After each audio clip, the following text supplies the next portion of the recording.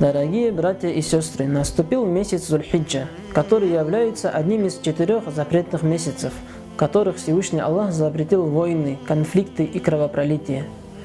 Это месяц, в котором мусульмане со всего мира отправляются на священные земли, в Мекку, Медину, для совершения хаджа, который является одним из столпов ислама. В этом месяце есть великий праздник мусульман, праздник жертвоприношения. Особо ценными считаются первые 10 дней месяца Зуль-Хиджа.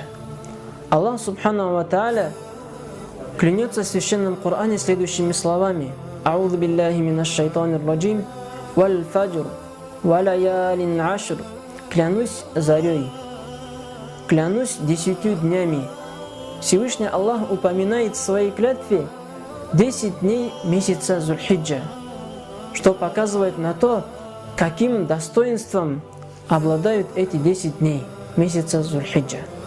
В хадисе, который передает Абу Хурайра радийаллаху анху, говорится: «Ма мин айямин ахаббу иля Аллахи ан я'буда фиха мин ашри Зуль-Хиджа, я'дилу сауму кулли яумин минха сияму сана, ва қияму кулли лайлатин минха қияму лайлатил қадр». Нет поклонения более любимее для Всевышнего, чем поклонение в течение 10 дней месяца Зуль-Хиджа.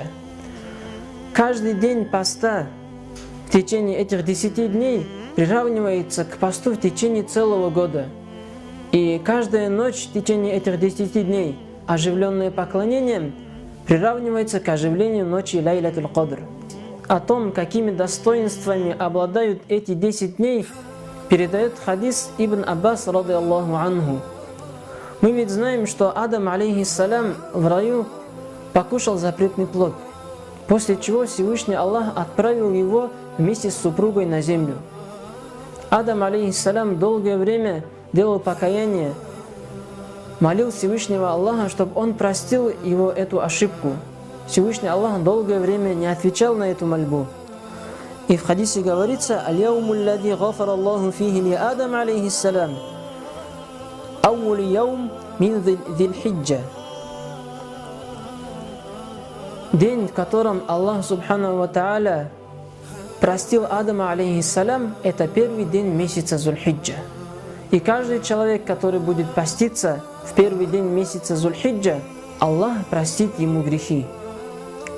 «Валь-яуму ат-тани истаджаба Аллаху дуаа Юнус алейхиссалям».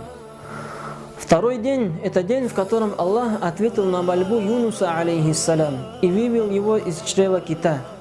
Каждый человек, который будет поститься во второй день месяца Зуль-Хиджа, он будет подобен тому человеку, который поклонялся Всевышнему в течение целого года и не ослушался его ни на мгновение ока в течение этого года.